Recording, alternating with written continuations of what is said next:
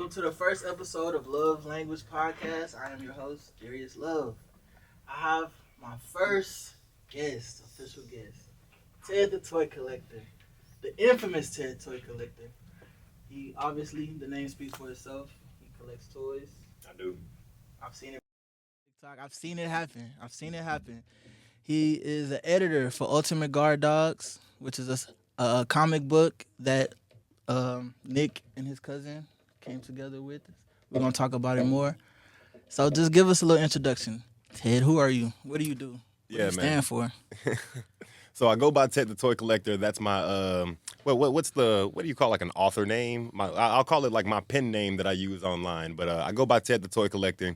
People always ask me like how I came up with the name, and then the second question is usually what made you want to become Ted the Toy Collector. So both answers are my name is Ted, and I was collecting toys. So I was like, I don't need to make this any more complicated than what it needs to be. So I'm Ted the Toy Collector now, and I started collecting toys because I thought they were dope. There's a deeper reason than that, but I mean, we can get into that later. But it was something to do. Honest to God, man, I was in corporate America grinding out these, 50, 60-hour sales weeks. You know what I'm saying? Like picking up the phone at 10 o'clock at night, 1 in the morning, handling these ridiculous sales calls and things like that. So come the weekend, I was like, man, I got to spend some money to make this all feel worthwhile. Otherwise, I'm just making money for the hell of it. So my younger brother Cam actually got me a toy one day. It was just like this standalone Goku toy, and then Shout out to Cam. yeah, shout out to Cam real quick. You know what I'm saying? But Shout out to Cam. That's my dog. Shout out to Cam. which is actually how I met this guy. But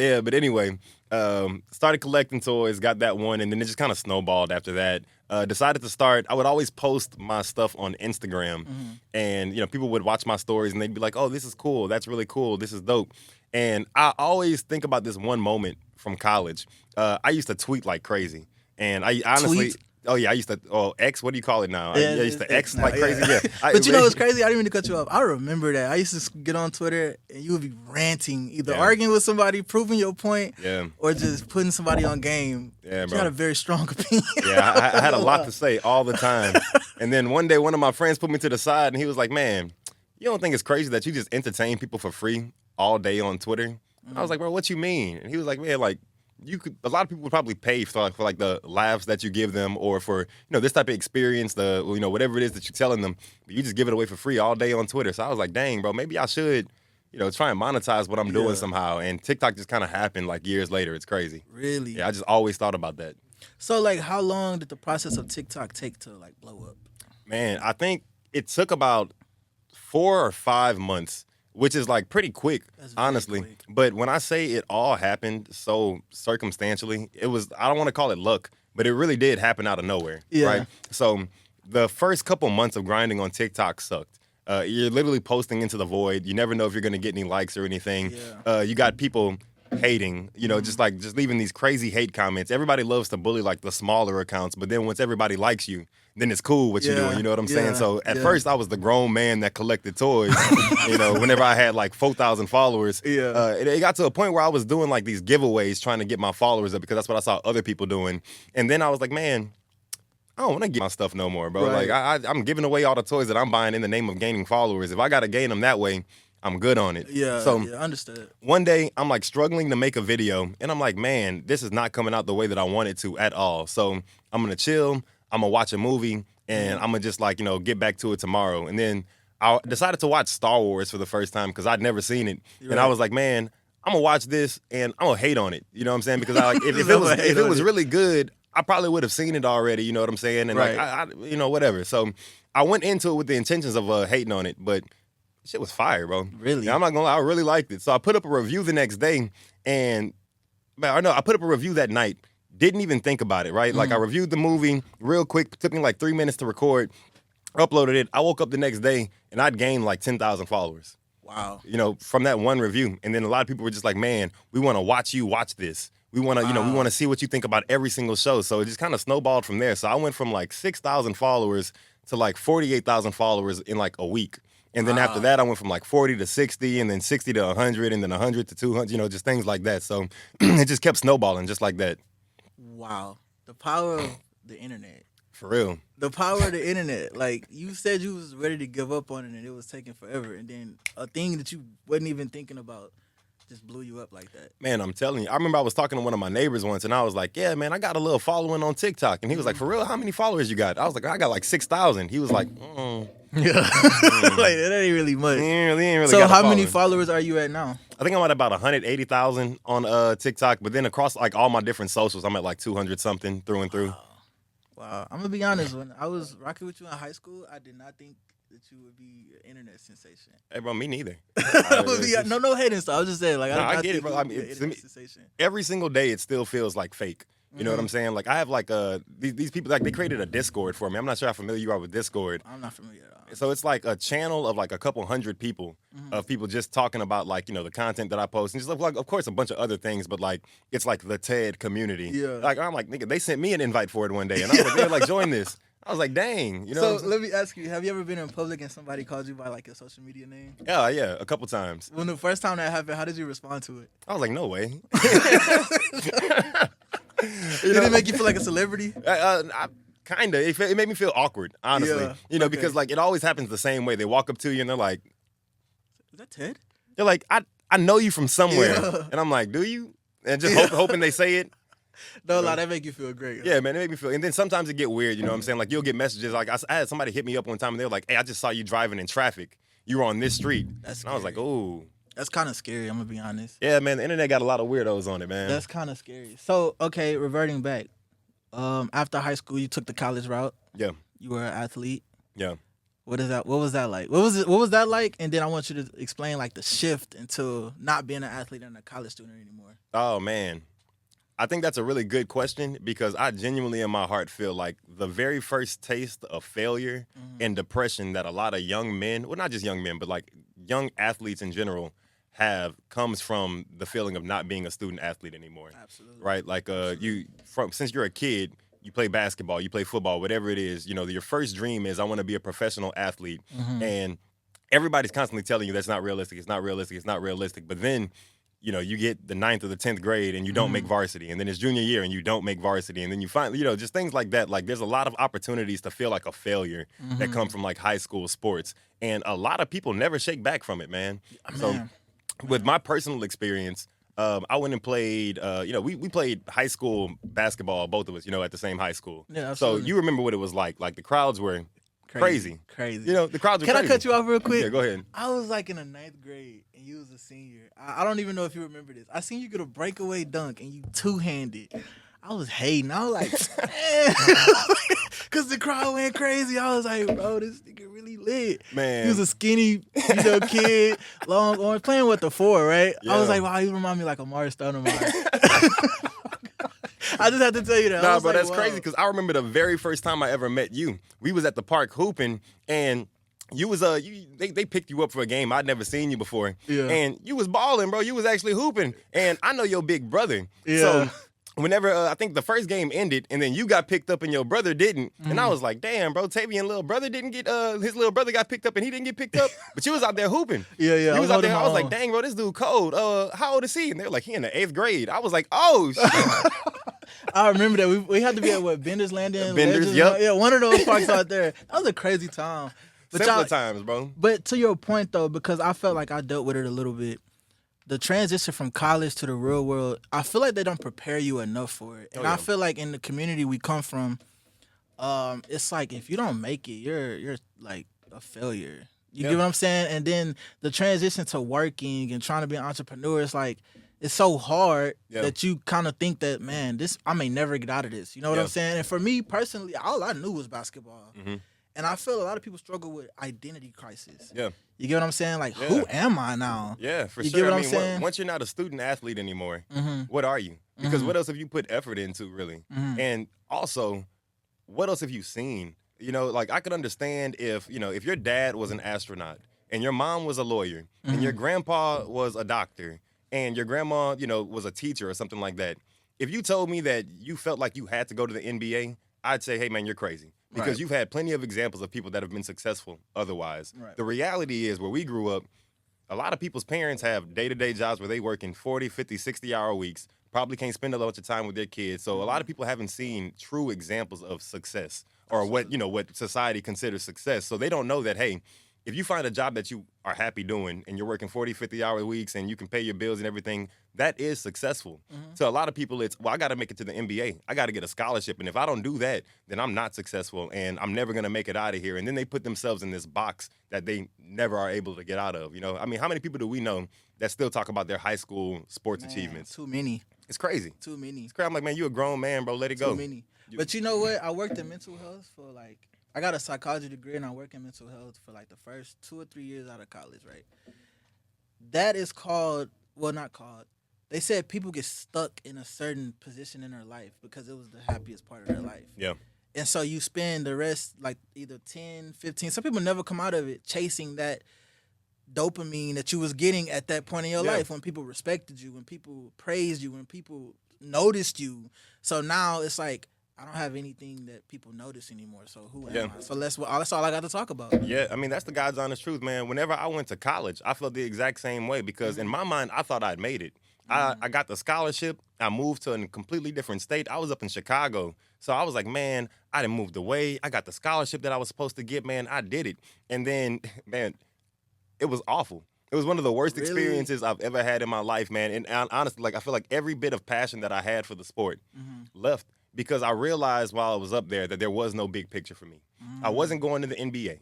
I wasn't going to play overseas anywhere. I didn't think that's what I even really wanted to do. Once I saw like what 40, 50, 60 hours of basketball actually looked like, you got to go to practice every morning. You got to hit the weights. You got to stretch. You got to hit the trainer. You got to watch film. It's a full-time job on top of having to like pay your bills and go to class and do all these other things. And then on top of that, like, man, I just wasn't having fun. Yeah. You know, I mean, bro, one, we were probably one of the worst basketball teams ever assembled in the history of ever, bro. Y'all was that bad?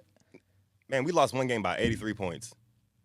No way. 83 points. Hey, listen, we was down by 60-something at halftime. I told myself, I'm like, man, we on pace to lose by 120 points. If we lose by 120 points, they going to put us on ESPN. Yeah, y'all going to be on somebody's TV. Then everybody going to know we trash. Yeah. I'm fine with knowing we trash, but this can't get out to other people. You know what I'm saying, bro? So I was like, man, this ain't fun no more. And then on top of that, nobody was coming to the games. You remember how packed our games used to be in high school? Man, it used to be like my teammates' family members in the crowd. And that was it. Imagine hooping in front of 3 people. Wow. Yeah, bro. That's depressing. Yeah, for real. That's when you find out if you really love the game or not. And for me, I was like, nah, I don't. Yeah. I don't love this. This ain't it for me. So what was the next step after that? So did you transfer or did you stay there? Nah, I transferred for sure. I remember going and telling my coaches, I was like, man, I can't do this anymore. I don't want to be here. And they were like, really? Why? And I was like, that's how I know there was a real disconnect. Because I'm like, man, you guys were the adults responsible for me here. Y'all recruited me to come here. I was 18 years old whenever y'all sold me the dream of coming to this little small Christian school up in Chicago. And how are y'all unaware that I was this unhappy? You know what I'm saying? They don't care, though. Exactly. And I'm sure you got a lot of that wherever you were, too. Absolutely. You know? I'm not going to lie. I have a lot of hatred for my college experience. Like, it was Why great. is that? Because I really learned what politics were. Yeah. And I learned being on the bad side of politics, like the unfortunate end of the stick. You know what I'm saying? And how power and position really rules this world. Who you know, not what you know. Yeah. And what you can prove. You know what I'm saying? So for me, everybody looked, kind of how you said, everybody looked at it like, oh, man, you're in college, man, you're playing ball. That's the dream. That's every 19, 20-year-old dream. And from where I'm from, like, Third Ward, Texas, like, everybody's like, man, you not in that position no more. I'm like, yeah, but I'm still not happy. Like, that was the first time I had an anxiety attack. Yeah. You get what I'm saying? Yeah. And I couldn't tell nobody because people thought that was corny. Like, man, you having an anxiety attack. Like, oh, I'm not going to lie. I really thought I was finna die. Yeah. And I stressed myself into sickness, and I caught COVID twice. Like, this was crazy. I told my mom this one story. I said, Mama, because she was like, oh, son, I just dropped 30. I ain't gonna lie. I was hooping. I just dropped 30 in college. Like, this is every kid's dream. I said, Mama, I am not happy. I was like, man, it was cool. I could tell you how I felt in the game. Like, even after the buzzer sound, like, if I could just put on how I felt, it was just like, I'm just not happy with this. You know what I'm saying? I thought I wanted this. I thought everything was kosher, but it's the politics, the coaches, the workouts, the having $5 in your account. Yeah. You get what I'm saying? I got 5 assignments due. I don't really even want to go to school no more. I don't know what's after this. I don't know if I'm going to go pro. You know what I'm saying? It's so many, like, things going in your head, and at the same time, if I don't go pro, I feel like I'm a failure. Yeah. You get what I'm saying? So, nah, that was tough. Yeah. So, That was tough. my question to you is, how do you go from there to here right now? Honestly, I had to realize who I am and what I love to do. I feel like I stuck out basketball for so long because I was living through people in my family like, oh man, keep going, keep doing this, keep doing this. They don't give a damn. I love my family to death, but they don't care if you're happy or not. They want the image. My son or my cousin, my nephew is playing ball and he's doing, they just want to tell other people the whole time, Yeah. I'm working like a workhorse. I'm Yeah. tired, stressed out, depressed. So I always had a passion for talking to people. You've known me. I used to Yeah. live with y'all. Shout Yeah. out to him and his family. I used to live with them in high school just so I can go to a better school. Yeah. You get what I'm saying? So I went and got a communications degree and a psychology degree. So that's who I am. I felt like sports, I use it as a tool to get to where I wanted to go. Yeah. So coming from where I came from, sports helped me travel. So I couldn't afford traveling at 19 and 20. So I was in Nashville on a Tuesday, Atlanta on a Thursday, playing basketball games for free. They feeding us and everything. Yeah. So I got that. I went to a JUCO. As you know, you get an associate's degree for 2 years. So I got that in communications. Got a psychology degree. So now I could walk into jobs and be one of the top ranks. You get what I'm saying? Or Yeah. if I choose to go to the military, I'll be an officer. So I felt like I got enough out of it. Yeah. You get what I'm saying? Most people think NBA or nothing. No, I traveled, met lifelong friends. I have something to say. I'm degreed. I'm educated. So I feel like for me personally, man, I've accomplished more than the average 26-year-old. Yeah. I'll tell you what, man, I can hear it in the way that you talk. Honestly, I feel like my biggest problem with a lot of people our age is that everybody are like habitual floaters, and they're fine with that. It's okay to float for a little while, but if you don't have a plan or a big picture or just an idea of what it is that you're trying to do, all you're going to do is just walk in the same spot over and over again. You're just picking up your feet and putting them right back down, but you're not going forward or backwards. Absolutely. Absolutely. You kind of took the answer for the question I'm finna ask you next. No. If you had to give one piece of advice to the youth in 2024, what would it be? I'm not gonna say have a plan because I just said that, even though that probably would have been my answer. I think the best advice that I could give the youth nowadays is take personal accountability for things that you have a part in. That's my biggest That thing. part. I'm telling you, man, like everybody want to blame other people or the circumstances or this. You can only control what you can control. Everything besides that is out of your hands. So don't put no thought into it. Don't stress about the things that you can't control. Worry about the things that you can actually affect in your day-to-day life. Nowadays, I hear everybody blaming society. They blame politics. They blame the world. They blame their parents. They blame their friends. But I'm like, man, what about you? What have you done to actually change your circumstances? And I hate the whole pull yourself up from your bootstraps, ideology. But if you don't, who will? You know, like at the end of the day, if you don't take control of your success and what your life is going to be, nobody else will. Everybody else trying to live. And like one thing I be trying to tell people is, I'm like, man, everybody's struggling, bro. Right. Whether in one way, shape, or form, man, whether it's mentally, financially, physically, or what, everybody's struggling in one way or another. And just because your struggles in your mind are harder than somebody else's struggles, it don't mean they actually are. If the saddest thing that's ever happened to me is my dog died, and the saddest thing that's ever happened to you is you've lost 10 of your friends to violence or something like that, that sadness hits us both the same way. Right. So it's not for me or anybody else to tell you, well, one situation is sadder than the other. It's on you to really get over it. Right. And if you don't, nobody else will for you. We can't. Right. You know, so I just feel like I see a lot of people become victims of their circumstances, and it's easy to whenever your circumstances are hard. But if you're going to be a victim, you're going to be a victim. You can't be a winner being a victim. Absolutely. Absolutely. I want to talk about the comic book a little bit. Let's You know do. what I'm Let's saying? go. So- Let's jump into it. So let me see. Well, where would I start with the comic? So we put the comic out about 2 months ago. When we initially put it out, I remember having conversations with Tori in our little workroom, which is like upstairs in his place where he does all his artwork. But I remember telling him, I'm like, man, you think we're going to be able to sell 200 of these things? And he was like, man, I think we're going to be able to sell 1,000. And in my mind, you know, I've been in sales my whole life. I worked for Google. I've worked for like, you know, huge logistics companies. I've worked for other huge tech companies. So I'm just like, man, I don't know, bro. Sales Yeah. it's always in your mind you're going to sell this many, but cut that in half, then cut that in half. And that's probably what Right. you're realistically going to sell. But, man, we've hit the ground running in these first 2 months, man. We've already sold over 100 copies of the comic book, Yeah. which I'm extremely proud of. Shout out to y'all. Shout out Man, to y'all. we went to an event last week, and somebody walked up to my cousin and was like, I saw you on the news. Hey, y'all got the comic book, right? Can I get one? And got one right there on the spot, man. So it's really exciting to see it start gaining traction. What I'm really excited about though is the next step. So I think what we're struggling with right now as a startup company or as an indie comic book is trying to figure out how we can go from selling a couple hundred copies of the book to selling thousands of copies of the book, right? And it's just that the content creation space, no matter what you're creating, whether you create a podcast like this, whether you make a comic like what we're selling, or whether you make music, it's predatory, man. Yeah. There are people that are going to try and sell you dreams and take advantage of you. Like, we went to an event last week where, man, we watched musicians perform in front of us, the vendors, and they got charged $500 for 6 minutes of their time. Wait, $500 for 6 minutes of their time. $500. So if I'm lying to $500 for 6 minutes of performance time in front of us, not even the main crowd of people. They got put in a side room with the vendors and they performed in front of us and they got charged $500 for that, man. Like, things like that happen in this space. And I'm like, man, right before that happened, a group of the dudes that were performing were telling us, yeah, man, we got jobs and we fund this entire thing out of our pocket and we just passionate and we love this so much and we got so much faith in ourselves that we just gonna bet on ourselves and I'll go to work 50 hours a week if that means that I can just invest in this thing that I know that I can do. And I'm like, man, you bust your ass 40, 50 hours a week just for somebody else to sell you a dream and steal your money. Think about how long it take for the average person to make $500, bro. Yeah. That's like a week or two of their time. Yeah. You know what I'm saying? So imagine you work for 2 weeks and somebody just going into your paycheck and just taking it. Yeah. It's crazy, man. It's predatory. And people...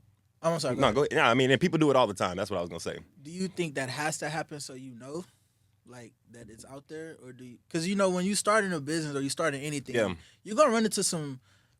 I'm not even going to say bigger dogs. You're going to run into some dogs, period. Yeah. They just want your position, won't help you, won't give you the right knowledge, and then kind of take what you work for and then sell you a dream. So how do you navigate through all of that? Yeah, it's tough. I don't necessarily feel like it has to happen because I feel like going into it, I feel like, we have pretty decent eyes for it. And I feel like everybody should be extremely aware of who they're doing business with, who they're working with. That's why I even say it right now, because if nobody's thought about it before, think about it now. The people that you're working with, just be super mindful of what they get out of y'all's interaction. Because, I'm thinking about the people that were coming up to us whenever we were being vendors, man. Everybody was trying to come up to us and sell us some type of dream. I'm doing this. I'm doing that. A dude came up to us and told us that he was an international marketing something, and after that, we watched him go get on camera to promote somebody's underwear, and he was like, keep your balls clean, keep your balls dry. And I'm like, you're the international marketing executive? Yeah, I'm sure you are, dude. Right. And then tells us, yeah, usually I would pay somebody $150 for this type of advice. Come on, man. Yeah, so, no, I don't think anybody needs to interact with those type of people. I think people just need to be extremely aware of, like, who it is that they decide to do business with. So... and just avoid it altogether, bro, because if not, you're going to get taken advantage of in this space. I want to say this. I think y'all have something huge. I think between you and Tori that y'all can definitely, the sky's the limit. I Just appreciate don't it. forget me when y'all get to the top. Hey, man. You know what I'm saying? Like, hey, man, we don't won't. Hey, look, if I come to y'all in the grocery store and I say, hey, yo, what's good? And y'all diss me, I'm telling your Get off mama. me, man. Get off me, say, man. Mr. Ted, I'm telling your mama. I ain't gonna lie. I'm gonna call Miss Tina and I'm gonna talk to her. Nah, I appreciate you saying that, man, because whenever I first saw it, I felt the exact same way. Man, Tori was cutting my hair the very first time I ever saw this comic book. The first few pictures of it. He cutting my hair in our garage, and I'm looking at the binder of just drawings, and he's reading the story through to me, and I'm like, man, the first word that came to my mind was genius. Because, and I don't just throw that word around, you know me. You know what I'm saying? I'm a big critic of anybody and everything. I'm a very tough critic. So whenever I watched that and I looked at that, the first thing that I thought about was like, man, I've tried to write a comic before. I've tried to do a manga, and I sat down, I wrote like the first couple pages of the story, and then I stopped because I was like, man, how does this end? Right. I have no idea like where I even want to take this story. I just sat down and wrote this. So the amount of layers that goes into properly telling a really good story is tough to create. And Tori has done that times 10. Like, the story that I was going to tell was one story. It wasn't a universe. The Ultimate Guard Dogs is an entire universe. So it's an infinite amount of stories. And Tori has them all in his head, man. And when I say like I've heard him spitball things that I'm like, man, that's better than anything I've ever watched in my entire life. Yeah. That when people see this, like he tells me the stories and I can see them playing out in my head. That's how you know know what it's a good story. I'm telling you, man, and it goes from character to character to character. So that's why I'm really excited about the comic book. Whenever I read it, I'm like, man, this needs to be on television. Yeah, this is going to get animated one day. They're going to make movies about it. It's going to be on a streaming service, and people are going to, remember what the Ultimate Guard Dogs is. You know what I'm saying? Absolutely. And I think the strongest thing, obviously, other than the work, is where it started. Yeah. It's with somebody you trust. And you know how they say, all big things start very small? Yeah. I think that's and that's a story. You get what I'm saying? Oh, it started in, you said his upstairs when he was cutting my hair and this and that. So that's part of that. I think that right there is like, it gives you like the motivation and the drive. Yeah. And also it takes a team. You get what I'm saying? It takes somebody that you could work with. There's some days when I don't feel like working, hey bro, come on. Yeah. You know what I'm saying? Now even if stuff get hard and I stop believing in it, not even stop, but like, it's like, man, I got other stuff going on. You need somebody else to be like, man, no. Come on. Yeah. This is the goal we got set for us, and we can get there. You get what I'm saying? So I have no doubt in my mind, I really believe in this. I appreciate it, man. Now, what you just said is so real, though, man, because, I mean, Tory got a full-time job, you know, and for the longest, I was working full-time, too, on top of trying to do the content creation thing, and Tory got 8 full-time jobs in reality, bro. He got his main job, and then he trained dogs, and then he do portraits, and then he also writes the comic book, draws the comic book, and then does the digital artwork for the comic book, too. Man. You see what I'm saying? Man. You see what I'm saying? So, like, what you're saying is so real. Like, you need a team of people because, man, all I really do for the comic is edit and go back and forth with Tory about the ideas for the story. You know what I'm saying? Which, I feel like it's important. But at the same time, I'm like, man, he got 6 jobs. I got 1 job. And we brought our other cousin, Jewel, into the team. So she handles a lot of, like, behind-the-scenes stuff. She handles, like, getting us set up with the news and getting us set up with, like, the newspapers and the radio shows and stuff like that. But every single thing that everybody does is required. We really need it to be done if we want to be, like, constantly taking steps forward. Absolutely. And, man, if it wasn't a team of 3, if it was a team of 1 trying to do everything, it would be tough. I couldn't even imagine, It would be tough. I couldn't even imagine. Yeah, and sometimes it takes somebody on the team taking a step that you're not really sure you need to take yet. You know what I'm saying? Like, Tory really went out on a limb and, put his neck out there and just invested in the comic book. And he paid for a publishing company to kind of, like, bring us on and put the comic book out. And that in itself is a story. You know what I'm saying? Like I said, like, this entire space is extremely predatory. But if Tory didn't do that, who knows where the comic book would be right now, So, yeah, it takes a team. It definitely takes a team. Shit, you got the tire of the car, you got the steering wheel, you got the hood, you got the alternator, you got the engine. You can't do it by yourself. I just think that's very, very powerful. And I'm glad to see that, not to put race into it, but a lot of black people can't work together. Yeah. You get what I'm saying? Family or not, because it's always, man, made a couple of this. He the head, he the star right now. Man, see, and that's one thing I don't really understand about our people, bro. Our people specifically, would rather be the CEO of a company that makes $0 a year than be an employee that'll pay them $100 million a year because they own it. That don't make no sense, man. Say that one more time. I love that one. Yeah, man. I love that one. You can't help nobody if you can't help yourself. Absolutely. That's the God's honest truth, man. Absolutely. Well.